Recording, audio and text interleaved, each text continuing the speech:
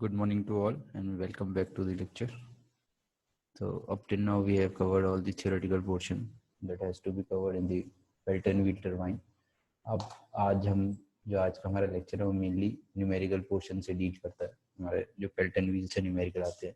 जैसे मैंने पहले बताया था, बेल्ट एंड व्हील पे जो भी न्यूमेरिकल होते हैं वो जनरली फॉर्मूला बेस्ड ज़्यादा रहते हैं। उसमें जो प्रॉब्लम रहती है उसमें आपको पावर का जैसे फॉर्मूला याद होना चाहिए, एफिशिएंसीज का फॉर्मूला याद होना चाहिए, उनसे ही हमें क्या है न्यूमेरिकल सॉल्व हो जाता है। तो देखते हैं, फर्स्ट न्यूमेरिकल स्टार्ट करते हैं। A belt and wheel has to be design for the following data. तो जैसे हम थ्योरी वाले लेक्चर में मैंने बताया था कि बेल्ट एंड व्हील को डिजाइन करने का मतलब होता है कि उसमें जैसे नंबर ऑफ बकेट्स को निकालना, डाया ऑफ द व्हील को कैलकुलेट करना, ठीक है। तो इसी तरह हम देखेंगे following data. Power to be developed, power जो हमारी व्हील डेवलप करना चाहिए वो कितनी है, 6000 kilowatt. Net head available, effective head कितना गिवन है, 300 मीटर। और speed of the wheel that is N की वैल्यू हमें कितनी गिवन है, 550 RPM. Ratio of jet dia to the wheel dia is 1/10। देखो ये वैल्यू मैंने बोला था आइदर हमें याद करनी पड़ सकती है, जो हमने m का वैल्यू लिया था, तो ये वैल्यू हमें क्या है याद करनी पड़ सकती है, या अगर क्वेश्चन में गिवन हो जैसे इसमें दे रखी है 1/10 पेरिस दे रखी है। Overall efficiency is 85%। Overall efficiency कितनी दे रखी है, 85% दे रखी है। तो जैसे मैंने बोला, जब हमें बोला गया डिजाइन, हमें क्या क्या निकालना होता है, नंबर ऑफ जेट्स कितने लगाने, हमें सिंगल जेट का डिजाइन करना है, डबल जेट, ट्रिपल जेट, जो भी जिस तरह का हमें बेल्ट एंड व्हील डिजाइन करनी है। सेकंड, अगर डिजाइन के लिए बोला गया तो हमें निकालना होता है dia of the wheel and the jet, दोनों का ही डाया निकालना होगा। व्हील जो हमारा रोटेट कर रहा है उसका डाया कितना है, और जो हमारा जेट है उसका डाया कितना है। जो सिंगल जेट है, ये जो 3 जेट लगे हुए हैं, 4 जेट लगे हुए हैं, तो कितने कितने डाया के लगे हुए हैं। Last thing we have to calculate is quantity of water required, that means discharge कितना चाहिए होगा हमें। Quantity of water required means discharge. तो we have to calculate these three thing. तो पहले अजम्पशन देख लेते हैं, या जो कुछ हम वैल्यूज अज्यूम करके चलते हैं हमेशा। जैसे इस केस में हमें केवी की वैल्यू नहीं गिवन है, that is coefficient of velocity की वैल्यू नहीं गिवन है।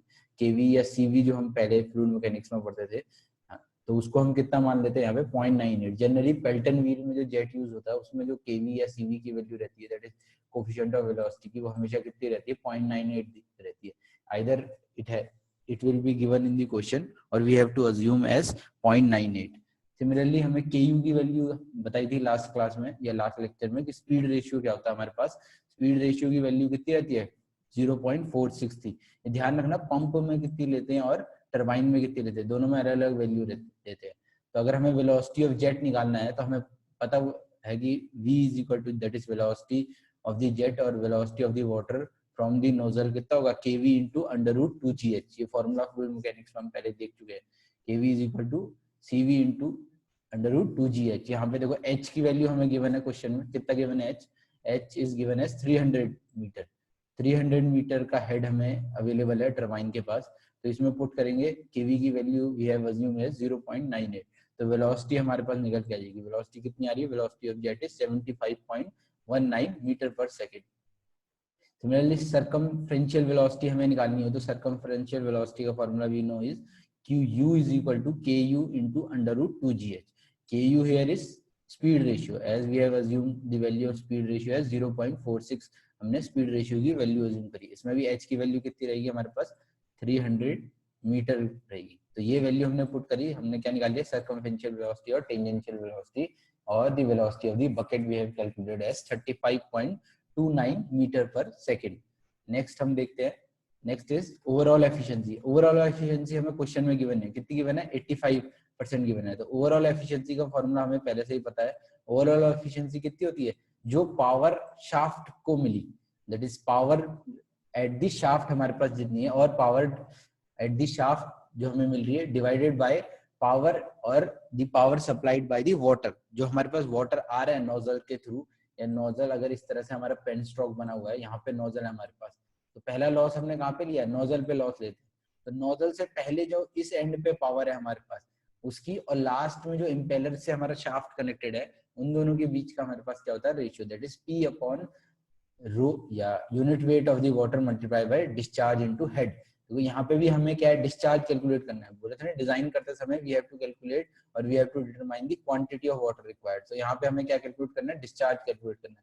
बाकी सारी चीजें हमें गिवन है। ओवरऑल एफिशिएंसी है 85%, पावर हमें क्वेश्चन में गिवन है 6000 किलोवाट, पावर कितनी गिवन है 6000 किलोवाट। एच की वैल्यू अभी देखिए हमने 300 मीटर क्वेश्चन में गिवन है। यूनिट वेट ऑफ वाटर ये ऑलरेडी नो, यहाँ से हम क्या निकाल लेंगे डिस्चार्ज, और quantity of water required that is coming out as 2.399 metre cube पर सेकंड आ गया हमारे पास।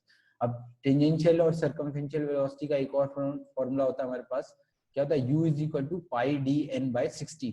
यहाँ से क्या कैलकुलेट कर सकते हैं हम, डायमीटर ऑफ द व्हील, ये जो कैपिटल डी होता है वो क्या डिनोट करता है, डायमीटर ऑफ द व्हील को डिनोट करता है। N is the rotational speed of the wheel, pi की वैल्यू हमें पता है, 60 हमें पहले से ही पता है, तो डायमीटर क्या आ गया हमारे पास, डायमीटर इज 1.225 मीटर, कितना गया, this is diameter of the wheel.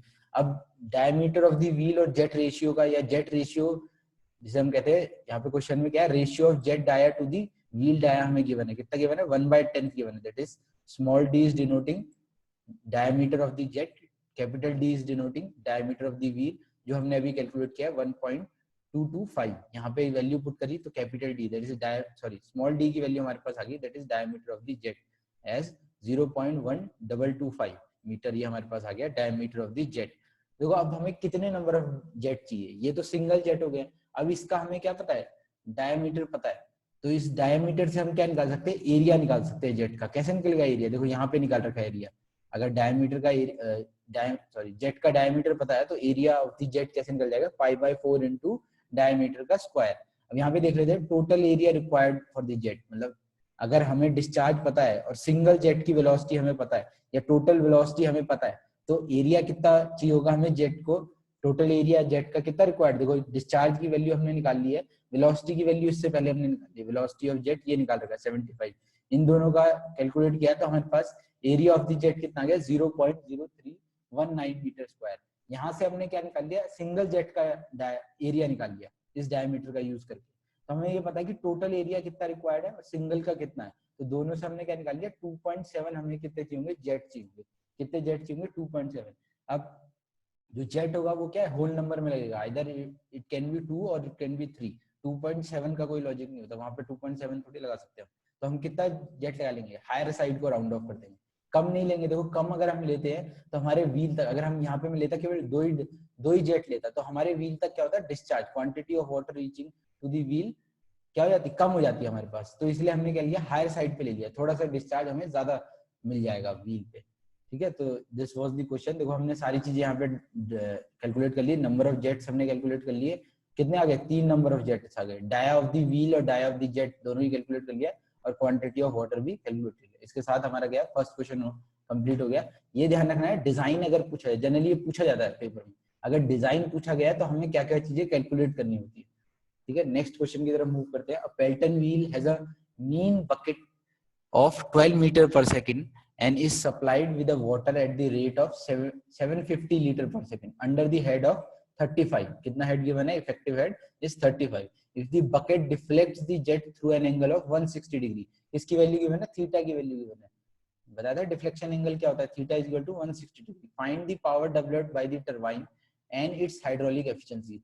Power developed by the turbine means P हमें कैलकुलेट करना है, एक तो व्हील पावर हो सकती है और साथ में हमारे पास कौन सी पावर हो सकती है, the power at the shaft, देखना पड़ेगा दोनों में से कौन से कैलकुलेट कर सकते हैं। हाइड्रोलिक एफिशिएंसी भी हमें साथ में कैलकुलेट करनी है, that is hydraulic efficiency eta H हमें कैलकुलेट करना है। Coefficient of velocity is given in the question, CV और केवी हमें गिवन है, ये क्या हो गया, KV is equal to 0.98। Neglect friction अगर हम नेग्लेक्ट कर देते तो किसकी वैल्यू, वो एक फॉर्मूला होता था पावर का, पावर के फॉर्मूले में के आता था, अगर फ्रिक्शन नेग्लेक्ट कर लिया तो के की वैल्यू कितनी होगी हमारे पास, 1 हो गई।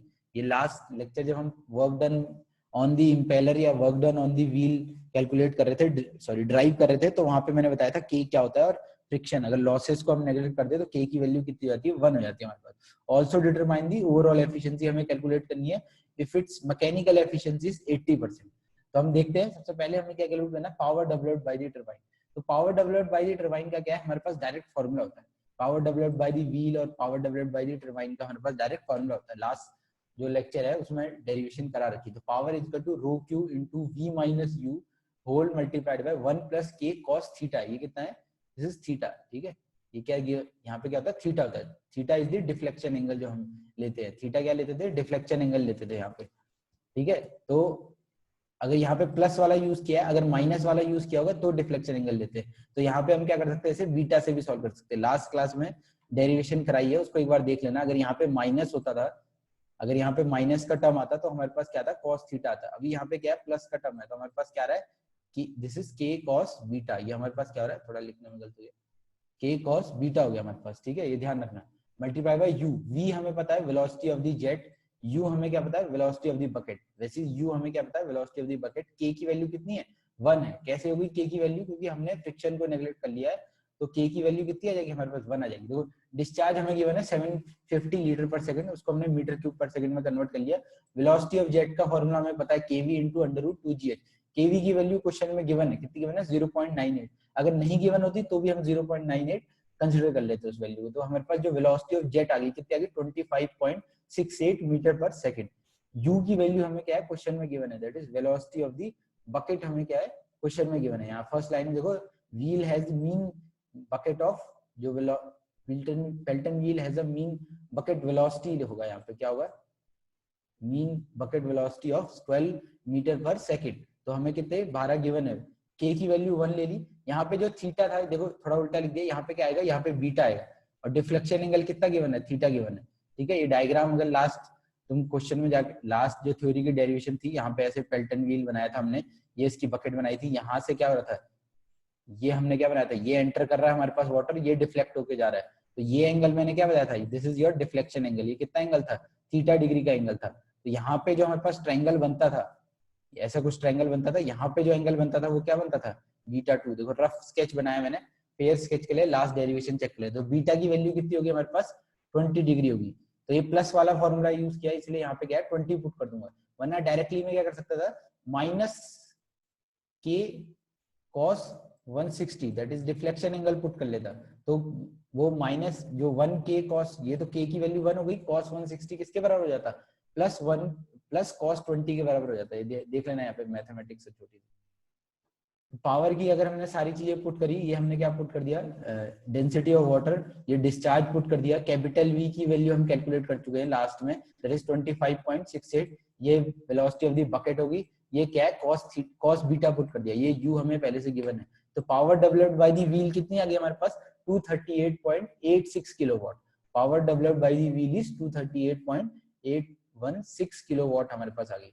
देखो यहाँ पे क्या है, एक्चुअली इस क्वेश्चन में एग्जैक्टली पूछा नहीं है, इसमें क्या पूछा हुआ, power developed by the turbine पूछा हुआ है। ऑल्दो ये क्वेश्चन मैंने यहीं तक फिनिश कर दिया है, पर ये एक्चुअली कौन सी पावर है, this is the power developed by the wheel. तो अगर कहीं पे स्पेसिफाई ना हो तो हम क्या करेंगे, यहाँ से power developed by the shaft भी हमें हो सकता है कैलकुलेट करना पड़े। देखते हैं अगर आगे किसी क्वेश्चन में कवर कर रखा हो। नेक्स्ट उसने पूछा था हाइड्रोलिक एफिशिएंसी क्या होती है, व्हाट इज हाइड्रोलिक एफिशिएंसी। ये फॉर्मूला हमने लास्ट वीडियो लेक्चर में ड्राइव किया है, दिस इज हाइड्रोलिक एफिशिएंसी। इसमें भी सारी टर्म हमें पहले से पता है, तो इसमें वैल्यू पुट करेंगे तो hydraulic efficiency is 96.6% hydraulic efficiency आ गई हमारे पास। लास्ट पार्ट उसने जो क्वेश्चन में पूछा है, कितना पूछा हुआ है, लास्ट पार्ट जो पूछा हुआ है, क्या पूछा, overall efficiency. And we know overall efficiency is the product of hydraulic efficiency, mechanical efficiency and volumetric efficiency. Hydraulic efficiency हमने अभी कैलकुलेट कर ली, mechanical efficiency has been given in the question as 80%। तो वॉल्यूमेट्रिक एफिशिएंसी हमें नहीं पता है। देखो कोई ध्यान रखना हमेशा आगे के लिए भी, जब हमें वॉल्यूमेट्रिक एफिशिएंसी नहीं पता होती है तो हमने देख रखा है थ्योरी में कि जो वॉल्यूमेट्रिक एफिशिएंसी और the volumetric efficiency is the ratio of, किस किस का रेशियो होता है, discharge reaching to the wheel divided by the total discharge provided, that is Q divided by Q plus delta Q। मतलब this delta Q is treated as leakage of water, जो leak हो जाता है पहले ही wheel पे पहुंचने से पहले, या जो वाटर स्ट्राइक ही नहीं करा, बिना स्ट्राइक करे ही टेल रेस पे पहुंच गया। तो इस केस में हम क्या मान लेते हैं कि ये क्या है, जीरो है। तो ये जो हमारे पास volumetric efficiency is now Q by Q, that is discharge divided by discharge. तो वॉल्यूमेट्रिक एफिशिएंसी की वैल्यू हमारे पास हम कितनी अज्यूम कर लेते हैं, 1 या 100% अज्यूम कर लेते हैं, ठीक है। ध्यान रखना है क्वेश्चन में आगे से, अगर volumetric efficiency is not given in the question then it is 100%। Volumetric efficiency हम जनरली मैथमेटिकली नहीं कैलकुलेट करते। तो ओवरऑल एफिशिएंसी अब क्या हो गया, product of the hydraulic efficiency and the mechanical efficiency. Hydraulic efficiency अभी कैलकुलेट किया 0.966 and mechanical efficiency is given in the question है 0.8। तो यहाँ से हमारे पास क्या आ गई, overall efficiency. Overall efficiency is 77.3%। That is क्या होता है ओवरऑल एफिशिएंसी, दोबारा से देख लेते हैं। ओवरऑल एफिशिएंसी हमारे पास होता है जो शाफ्ट पे एक्चुअली पावर डेवलप हुई, जो शाफ्ट पे पावर डेवलप हुई या शाफ्ट तक जो पावर पहुंची, डिवाइड बाय वाटर पावर जो हमारे पास थी, जो हमने सप्लाई करी, जो एक्चुअली में हमने जब हमने बैराज बनाया या डैम बनाया तो वहां पे हमारे पास जो हमारे पास नोजल थी उसकी स्टार्टिंग में हमारे पास कितनी पावर है। ठीक है, होपफुली ये वाला न्यूमेरिकल सबको क्लियर होगा।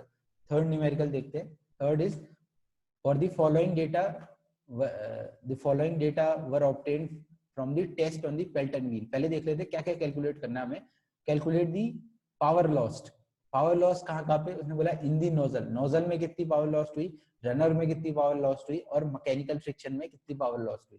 जो फर्स्ट लेक्चर था हमारे पास या सेकंड लेक्चर था, फर्स्ट लेक्चर जो हमारे पास था पेल्टन व्हील का या टरबाइन का, उसमें मैंने दिखाया था पावर या एफिशिएंसीज कैसे कैलकुलेट करते थे। तो हम कैसे एक जगह से दूसरी जगह, जैसे नोजल टू रनर मूव कर रहे थे तो कौन सा लॉस होता था, जब व्हील टू या रनर टू शाफ्ट मूव कर रहे थे तो कौन सा लॉस होता। तो जब हम व्हील टू शाफ्ट मूव कर रहे थे तो हमारे पास कौन सा लॉसेज आते थे, फ्रिक्शन लॉसेज आते थे, जैसे बॉल बियरिंग की वजह से लॉसेज आ रहे होंगे। सिमिलरली अलग अलग लॉसेज हमने देखे थे। ठीक है, तो वो एक बार वो वाला जो पोर्शन है वो इस न्यूमेरिकल में कवर हो जाएगा। तो क्या क्या डेटा हमें गिवन है, head at the base of the nozzle, जो नोजल का बेस है, नोजल का बेस हम किसे कहते हैं, तो देख लेते पहले क्वेश्चन में क्या गिवन है। Head at the base of the nozzle is 32 metre हमें गिवन है। डिस्चार्ज ऑफ द नोजल या discharge from the nozzle is 0.18 metre cube पर second. Area of the jet, total area of the jet दिया है, कोई फर्क नहीं पड़ रहा कितने नंबर ऑफ जेट है हमारे पास। Total area of the jet is 7500 mm square. Power available at the shaft, मतलब फाइनल पावर जो शाफ्ट पे अवेलेबल है वो कितनी गिवन है, 44 किलोवाट। लास्ट में हमें क्या गिवन है, मैकेनिकल एफिशिएंसी इज 94%। ठीक है, from these data we have to calculate power lost in the nozzle और in the runner and finally due to the mechanical friction, और इन द मैकेनिकल फ्रिक्शन में कितनी पावर हमारे पास actually lost हो गई है। तो थोड़ा डेटा को इंटरप्रेट कर लेते हैं। Head at the base of the nozzle हमारे पास क्या होता है, ये अगर हमारे पास पेन स्टॉक लगा हुआ है और यहाँ कहीं से हमारा नोजल स्टार्ट हो रहा है, इस जंक्शन के बाद हमारा क्या हो जाता है, इस तरह से क्या हो रहा है, नोजल स्टार्ट हो जा रहा है। मान लो ये हमारे पास क्या है, नोजल स्टार्ट हो जा रहा है यहाँ से। ये जो एंड होता है, ये जो पॉइंट होता है, that is end of the penstock and the starting of the nozzle is known as base of the nozzle. क्या कहलाता है हमारे पास, बेस ऑफ द नोजल कहलाता है। तो जो पहला लॉस है इन द नोजल का मतलब क्या हुआ, from this base of the nozzle to the start of the nozzle, या जहां से हमारा जेट एक्चुअली निकल रहा है। तो ये वाला क्या हुआ, एंड ऑफ द नोजल हो गया, ये क्या हो गया, बेस ऑफ द नोजल हो गया। तो इन दोनों के बीच जो लॉस हो रहा होगा। रनर का मतलब क्या होगा, जब अगर ये हमारे पास इस तरह से व्हील लगा हुआ है, इस पे बकेट माउंटेड है, ये क्या है हमारे पास, बकेट माउंटेड है। तो जब हमारे जेट यहाँ पे स्ट्राइक करा था, मतलब नोजल से जो हमारे पास क्या है, नोजल से जो हमारे पास निकला जेट, उसके पास जो एनर्जी थी और जो इस व्हील से टकरा के बाहर वाटर निकला, तो दोनों की एनर्जी में कुछ डिफरेंस होगा। जो एनर्जी का लॉस हो गया या जो व्हील के पास जो एनर्जी पहुंच गई, उसके अलावा जो एनर्जी वेस्ट हो गई हमारे पास, वो क्या है, इन दी रनर लॉस होगी। लास्ट में हमारे पास क्या होगा, जो हमारे व्हील के पास एनर्जी है और इसके पीछे जो शाफ्ट कनेक्टेड है, यहाँ पे क्या होता है, सेंटर पे शाफ्ट कनेक्टेड होता है, उन दोनों के पास जो एनर्जी पहुंची, उन दोनों में जो डिफरेंस होगा, that is due to the mechanical friction और loss in the mechanical friction. देख लेते हैं power at the base of the nozzle जो हमारे पास होगी। अब ये इस जंक्शन पे अगर हम देखते हैं तो कितनी पावर होगी हमारे पास, गामा क्यू एच कितनी होगी, gamma into Q into H. H is the क्या होगा हमारे पास, जो एच हमारे पास इफेक्टिव हेड और नेट हेड होता है, ये हमें गिवन है 32 गिवन है हमें।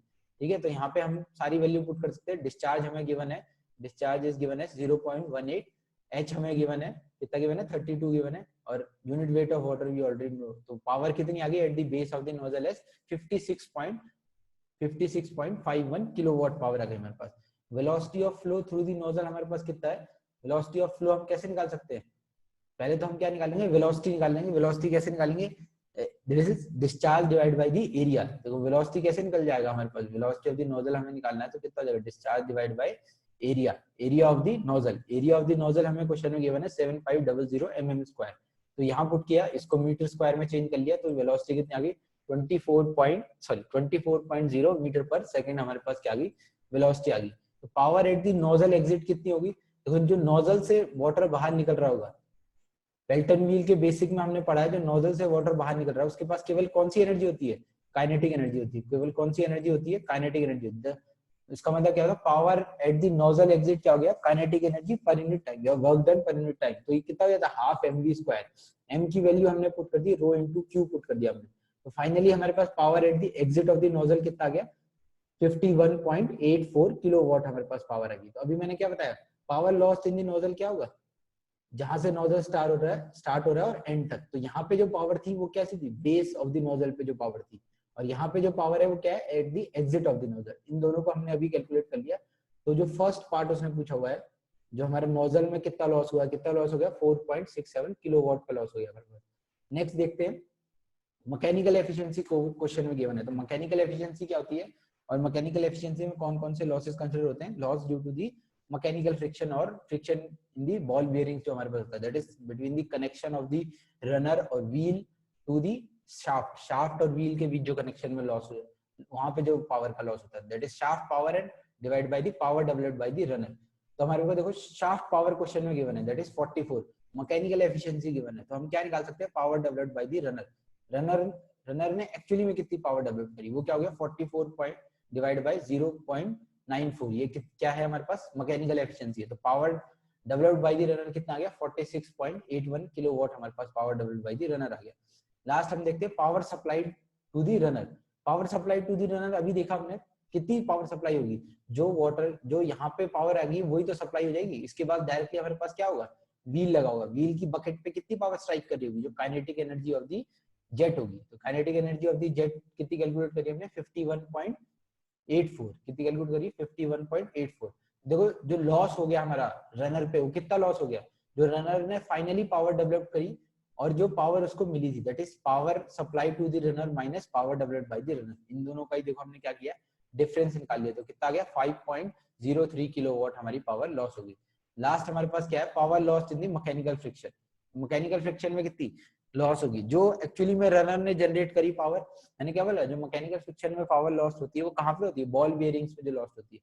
तो जो पावर डेवलप करी हमारे रनर ने, और जो शाफ्ट के पास पावर थी, शाफ्ट के पास पावर कितनी थी, जो क्वेश्चन में गिवन है 44, ये हमने अभी कैलकुलेट करी। तो जो थर्ड पोर्शन था वो क्या था, मैकेनिकल लॉस जो हमारे पास था वो कितना गया, 2.86। होपफुली सबको न्यूमेरिकल समझ में आएगा। लास्ट न्यूमेरिकल देखते हैं आज के लेक्चर का, फाइनल न्यूमेरिकल जो हमारे पेल्टन व्हील का हमारे पास है। अब पेल्टन व्हील इज प्रोड्यूसिंग, ये थोड़ा सा क्या है, थोड़ा सा मतलब डिफरेंट न्यूमेरिकल है। जो अभी तक हमने 3 न्यूमेरिकल कवर कर ली, जो बाकी 3 थे वो डायरेक्टली क्या थे, फॉर्मूला बेस्ड थे। इसमें ऐसा नहीं होगा। क्या, a Pelton wheel is producing 300 kilowatt working under a head of 180 metre. ये हेड दे रखा है हमें, एच गिवन है।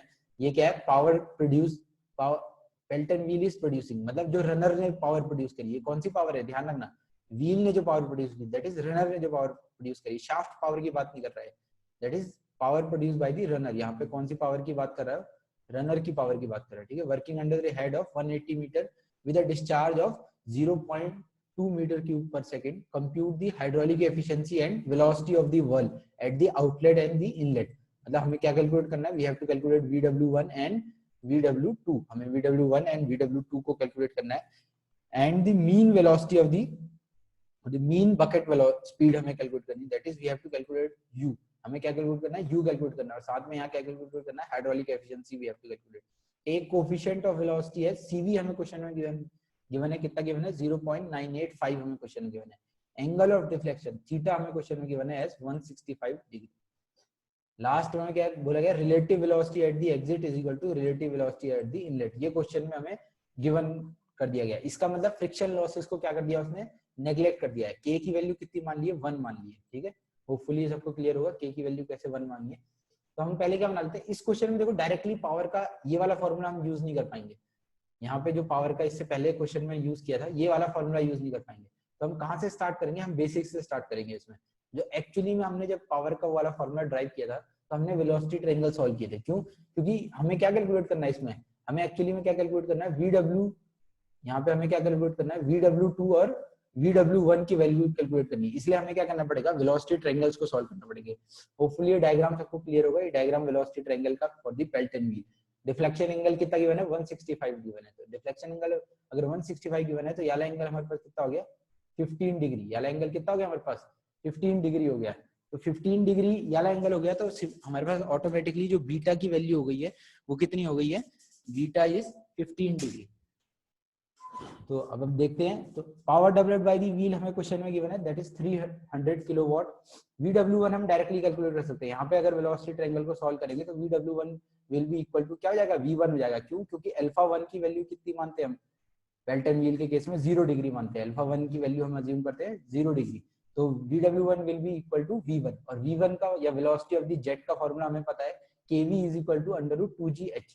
h की वैल्यू हमें क्वेश्चन में गिवन है, kv की वैल्यू भी क्वेश्चन में गिवन है, ठीक है। तो velocity of the whirl at the inlet और वेलोसिटी ऑफ द जेट जो दोनों ही बराबर है, कितना आ गया 58.5 मीटर पर सेकंड हमारे पास आ गया। तो पावर डेवलप्ड, इस वेलोसिटी ट्रायंगल को अगर हम सॉल्व करेंगे तो पावर डेवलप्ड ये आएगी हमारे पास, जिसको ये कैसे लिखा है समझ में आया उसे last lecture work done on the impeller वाला दोबारा से देखना, उसे पता पड़ जाएगा कैसे हमने ये लिखा हुआ है, ठीक है। दोबारा से डिस्कस नहीं कर, यहाँ से हम क्या करने की कोशिश करें, देखो हमारे पास क्या है, यहाँ पे वेरिएबल्स थोड़े ज्यादा है। अगर यहाँ पे हम देखेंगे तो हमारे पास एक्चुअली क्या हो रहा है, VW2 भी हमारे पास यहाँ पे क्या है वेरिएबल में काउंट होगा, और U भी हमारे पास क्या हो रहा है वेरिएबल में काउंट हो रहा है। तो पहले तो हमने क्या किया, यहाँ से VW1 VW2 की वैल्यू कैलकुलेट कर ली। कैसे कैलकुलेट करी, रो क्यू यू को हम कहाँ लगे, पावर से डिवाइड कर दिया, और केवल हमारे पास क्या यहाँ रह गया VW1 प्लस VW2। तो फाइनली हमने क्या कैलकुलेट कर लिया, VW2 की वैल्यू कैलकुलेट करके फर्स्ट इक्वेशन बना दी। अब velocity triangle eight the outlet को अगर हम देखेंगे और यहाँ से VW2 की वैल्यू कैलकुलेट करने की कोशिश करेंगे तो क्या लिखेंगे हम, VR2 cos β2 माइनस U। ये भी लास्ट वीडियो लेक्चर में कवर कर रखा है पहले, तो ठीक है। VR2 की वैल्यू हमारे पास कितनी होगी, VR2 की देखो पहले तो हमें पहले ही पता है VR2 इज इक्वल टू, जो VR2 है वो किसके बराबर है, VR1 में गिवन के बराबर है। क्वेश्चन में गिवन है K की वैल्यू कितनी है 1 है। तो इसका मतलब अब VR1 को हम कैसे लिख सकते हैं, अगर यहाँ से देखता हूँ एट द इनलेट से अगर मैं देखता हूँ VR1 को हम कैसे लिख सकते हैं, V1 माइनस U लिख सकते हैं। कैसे लिख सकते हैं, V1 माइनस U लिख सकते हैं। तो हमने फाइनली VW2 की वैल्यू कैसे लिख दी, ऐसे लिख दी। इसमें देखो अब एक ही वेरिएबल रह गया U के टर्म्स में, तो इन दोनों को हम 1 और 2 को हम क्या कर सकते हैं, इक्वल टू पुट कर सकते हैं, क्यों दोनों में ही VW2 की वैल्यू कैलकुलेट करिए। तो 1 और 2 से हमें क्या पता पड़ गया, एक इक्वेशन पता पड़ गई, ये इक्वेशन पता पड़ेगी, that is V1 minus U cos β2 minus U is equal to P upon rho QU minus V1। यहाँ से हमने क्या किया, U की टर्म्स में एक क्वाड्रेटिक इक्वेशन बना दी। यहाँ पे क्या बना दी हमने, U की टर्म्स में एक क्वाड्रेटिक इक्वेशन बना दी। ये देखो ये U2 नहीं है, ये U का स्क्वायर है, क्या है U का स्क्वायर है, U2 नहीं है वो U का स्क्वायर है। तो ये हमारे पास क्या आ गई, क्वाड्रेटिक इक्वेशन आ गई। इसको सॉल्व कर लेना, बाकी चीजें हमें क्या है गिवन है। देखो V1 भी है कैलकुलेटेड, β2 हमें पहले से गिवन है, P हमें गिवन है, रो हमें पता ही होता है, और Q भी हमें गिवन है। तो यहाँ से क्या एक क्वाड्रेटिक इक्वेशन आ गई, किसकी टर्म्स में, U की। यहाँ से हम इसको सॉल्व करेंगे तो दो हमारे पास क्या आ जाएंगे सॉल्यूशन, या दो हमारे पास क्या सॉल्यूशन आ जाएंगे, या दो U की वैल्यू आ जाएगी, कितनी आ रही 38.8 और 19.6। अब इस इक्वेशन को दोबारा से हम कहाँ पुट करते हैं, यहाँ पे पुट करते हैं, इक्वेशन 2 में पुट करते हैं। तो VW2 की हमारे पास क्या आ रही है, दो वैल्यू आ रही है, एक पॉजिटिव 17.99 और एक नेगेटिव। नेगेटिव वैल्यू को हम क्या करते हैं, डिस्कार्ड कर देते हैं। तो हमारे पास हम क्या रखेंगे, पॉजिटिव। तो दैट मींस U की वैल्यू कितनी होगी हमारे पास 38.8 आ गई, और VW2 की वैल्यू कितनी आ गई 17.99 आ गई। ठीक है, क्लियर है। अब देखो हमारे पास एक ही चीज रह गई है क्वेश्चन में कैलकुलेट करने के लिए, that is hydraulic efficiency. Hydraulic efficiency हमें पता होती है, क्या होती है hydraulic efficiency, is the ratio of the क्या था power developed by the shaft, sorry power developed by the wheel. Power developed by the wheel कितना गिवन है हमें क्वेश्चन में, 300 किलोवाट गिवन है, divide by the power supplied to the wheel. Power supplied to the wheel कितना होगा, kinetic energy provided to the wheel. तो hydraulic efficiency अगर हम देखेंगे तो hydraulic efficiency is the ratio of the power developed by the wheel to the power supplied to the wheel. दोनों ही portion हमें पता है। इस वाले को हमने 300 क्वेश्चन में गिवन है, ये हमने कैसे निकाल लिया, हाफ mv स्क्वायर से, kinetic energy of the jet से हमने निकाल लिया। तो हमारे पास क्या रिजल्ट आ गया, 87.55% आ गया। ठीक है, होपफुली ये चारों न्यूमेरिकल सबको क्लियर होंगे। थोड़े सिंपल थे, पहले तीन तो काफी सिंपल थे। ये वाले चौथे न्यूमेरिकल में हमें दोबारा से क्या है, जो basic of the Pelton wheel था या जो derivation of the work done थी वो थोड़ा सा दोबारा से करनी पड़ती है। तो इस पहले तीन न्यूमेरिकल ज्यादा आते हैं, फोर्थ वाला कम ही आता है हमें, फिर भी क्या है हमें कवर कर लेना चाहिए। तो होपफुली पेल्टन व्हील का टॉपिक ये क्या है कंप्लीट हो चुका है, यहाँ पे पेल्टन व्हील हमारी खत्म हो जाती है। नेक्स्ट टाइम से या नेक्स्ट वीडियो लेक्चर से हम क्या करेंगे, रिएक्शन टरबाइन पढ़ना स्टार्ट करेंगे। पर मेरा ये कहना है रिएक्शन टरबाइन पढ़ने से पहले या रिएक्शन टरबाइन के लेक्चर देखने से पहले एक बार सेंट्रीफ्यूगल पंप का लेक्चर और इम्पैक्ट ऑफ जेट में जो वेलोसिटी ट्रायंगल के लेक्चर थे वो दोबारा से कवर करके आना, क्योंकि रिएक्शन टरबाइन में दोबारा से वही चीजें यूज होंगी और मैं दोबारा से उन्हें एक्सप्लेन नहीं कर पाऊंगा। ठीक है, वो चीज वहां से कवर करके आना, वो डायरेक्टली हम अप्लाई करेंगे, उसको दोबारा से ड्राइव नहीं करेंगे उन चीजों को। तो अगर बिना उसको समझे यहाँ पे आओगे तो क्या है समझना मुश्किल हो जाएगा, फिर यहाँ पे कुछ समझ नहीं आएगा। ठीक है, thank you for watching this lecture.